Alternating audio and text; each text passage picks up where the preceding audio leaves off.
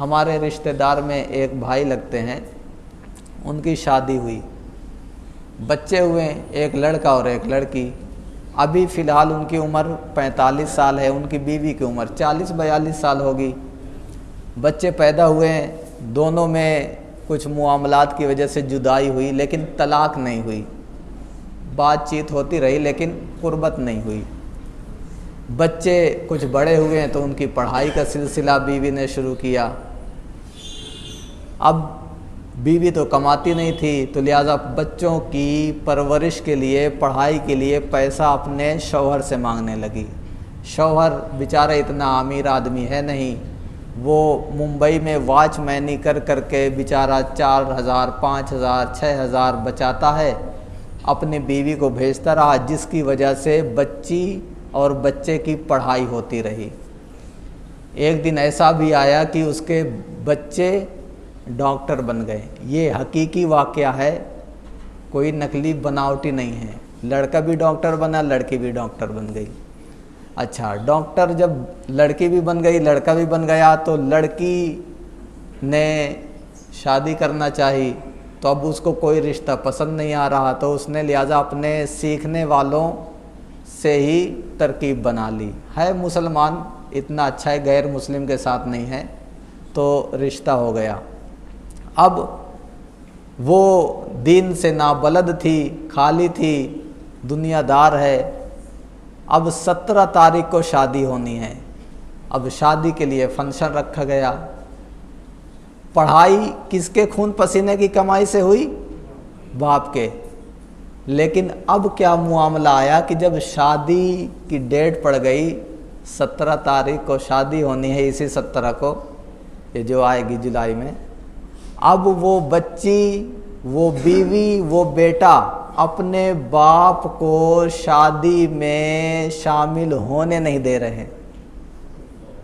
एक बाप, प्यारे इस्लामी भाइयों, आप सोचे, जिसने खून पसीने की कमाई, वॉचमैनी, रात में वॉचमैनी कर करके अपने खूने जिगर को लगा कर उसको पढ़ाया, इतना परवान चढ़ाया, वो बेटा, वो बेटी कह रही है कि बाप हमारा शादी में शामिल नहीं होना चाहिए। क्यों? क्योंकि बाप दाढ़ी रखे है, बाप कुर्ता पैजामा पहने हैं, 4 लोग आएंगे हमारे मिलने वाले, जुलने वाले, दुनियादार आएंगे, वो देखेंगे कि तुम्हारा बाप दाढ़ी रखे है, तुम्हारा बाप कुर्ता पैजामा पहने हैं, तो हमारी इंसल्ट होगी। प्यारे इस्लामी भाइयों, बाप के दिल में क्या गुजर रही होगी। कल बात हुई, बेचारा रोने लगा और ऐसा महसूस हो रहा था कि इसके आंसू निकल रहे होंगे, लेकिन फोन था, वो वीडियो कॉल नहीं थी। प्यारे इस्लामी भाइयों, आप देखें, एक बेटा और एक बेटी की ये तासुरात है कि शादी में बाप नहीं शामिल होना चाहिए, और बाप को बताया भी नहीं और न कहा कि तुम आ जाना।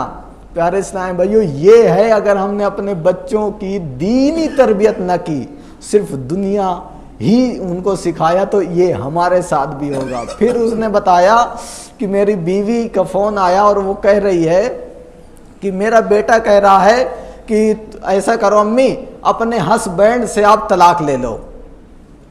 अब देखो, वो बेटा भी कितना नालायक, बदतमीज, कमबख्त है, अपने बाप को बाप नहीं कह रहा कि अम्मी ऐसा करो, अब्बू से आप रिश्ता ख़त्म कर लो। क्या कह रहा है? अपने हस्बैंड से रिश्ता ख़त्म कर लो। प्यारे इस्लामी भाइयों, ऐसी औलाद के बारे में अगर हमारे साथ हो जाए तो क्या ये हमें ख्याल नहीं आएगा कि ऐसी औलाद को तो बचपन ही में गला दाब के मार देना चाहिए? तो प्यारे इस्लामी भाइयों, ये हमारे मुआशरे में हो रहा है। अगर आज हमने उनकी दीनी तरबियत की होती ना, तो ये मामला ना होता। और ऐसे ही लोग जब मामलात होंगे तो ये दामन इस्लाम छोड़कर गैर मुस्लिम हो जाएंगे, क्योंकि उनके जहन में तो ये साहब मुसलमान होने से हमें क्या फ़ायदा, हम गैर मुस्लिम बन जाएंगे तो हमें फ़ायदा ही फ़ायदा है, हमें मुल्क में रहने को मिल जाएगा, हमें आशाइशें मिल जाएंगी, तो वो इस्लाम छोड़कर कुफ्र की जानिब चले जाएंगे। तो प्यारे इस्लामी भाइयों, ये हो रहा है। और ये वाक़या हमने सुना, ये किस वजह से हुआ? हमने दीन नहीं सिखाया, उनको कुरान नहीं सिखाया। अगर दीन सिखाया होता तो उनको माँ बाप की अहमियत होती। वो इस तरह के जुमले न बोलते हैं। बल्कि अपने बाप को फौकियत देते, बाप को आगे रखते कि हमारा बाप दाढ़ी रखे है, ये तो हमारे फ़ख्र की बात है कि हमारे नबी की सुन्नत अदा कर रहा है। लिबास पहनने होता तो वो फ़ख्र करता, इस तरह ना भागता कि हमारी बेइज्जती हो जाएगी। तो प्यारे इस्लामी भाइयों, हम होश के नाखून लें, वरना जब हमारे बच्चे हमारे हाथों से निकल जाएंगे तो फिर वो कहावत है ना कि जब चिड़िया चुग गई खेत तो अब पछताए क्या हुआ। तो प्यारे इस्लामी भाइयों, हम भी दीन की जानिब आएँ, ये नहीं कि सिर्फ बच्चों को, हम भी दीन की जानिब आएँ। दावत इस्लामी का मदनी माहौल हमें यही पैगाम देता है कि आज हम अपनी आने वाली नस्ल को काबू में कर लेते हैं तो हमारी नस्ल बच जाएगी, वरना ये आने वाली नस्ल प्यारे इस्लामी भाइयों बहुत ख़राब हो जाएगी, हमारे हाथ से निकल चुकी होगी। तब हम जब बेदार होंगे तो फिर कोई चारा नहीं होगा, कोई इलाज नहीं है। फिर हम भी अफसाने सुना रहे होंगे और ऐसे वाक़यात कोई दूसरा मुबल्लिग या दूसरे मौलाना साहब अपने तकरीरों में बयान कर रहे होंगे। आज उनका बयान हम लोग सुन रहे हैं, फिर आइंदा हमारे बयान कहीं और बयान किए जा रहे होंगे। तो प्यारे इस्लामी भाइयों, दीन की जानिब आइए, हफ्तावार इज्तिमा में खुद भी आइए, अपने बच्चों को लाइए। ये मत सोचिए कि मेरा बच्चा 12 साल का है, अरे 10 साल का है ना, आप लाइए। बुजुर्गान दीन फरमाते हैं कि अगर किसी को सदका व खैरात देना है ना, अपने छोटे छोटे बच्चों के हाथ से दिलवाइए, ताकि इनकी आदत पड़े और इनके जहन में बसे और ये बात बैठे कि सदका देना भी कोई चीज़ है।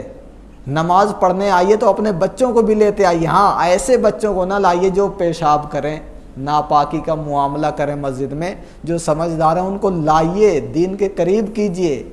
आज वो मस्जिद देखेंगे, बाज़ इस्लामी भाई, प्यारे इस्लामी भाइयों, कितनी महरूमी की बात है और झिझोड़ने वाली बात है, कहीं दूर की बात नहीं है। यहीं आप अपने बस्ती में देख लें कि कितने ऐसे लोग हैं जो साल में सिर्फ 2 मरतबा मस्जिद को देखते हैं। और आपको तो ऐसे लोग भी मिल जाएंगे जो कहेंगे मैंने अहमद रज़ा मस्जिद को अंदर से देखा ही नहीं। ऐसे लोग भी मिल जाएंगे प्यारे इस्लामी भाइयों।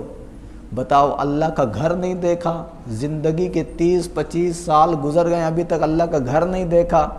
बताओ उसका मैं क्या अल्फाज इस्तेमाल करूं, आप लोग जानते हैं। तो लिहाजा ऐसे लोगों को भी लाएं, नेकी की दावत दें। हमारा भाई है, मुसलमान भाई है, उसको लाएं और उसका जहन बनाएं। अगर आज हमने ये कोशिश ना की तो प्यारे इस्लामी भाइयों, फिर बहुत बुरा वक्त आने वाला है। अल्लाह ताला की बारगाह में दुआ है कि हमें अमल करने की तौफीक अता फरमाए। जो इस्लामी भाई सुन्नत अदा ना की हैं वो सुन्नत अदा कर लें।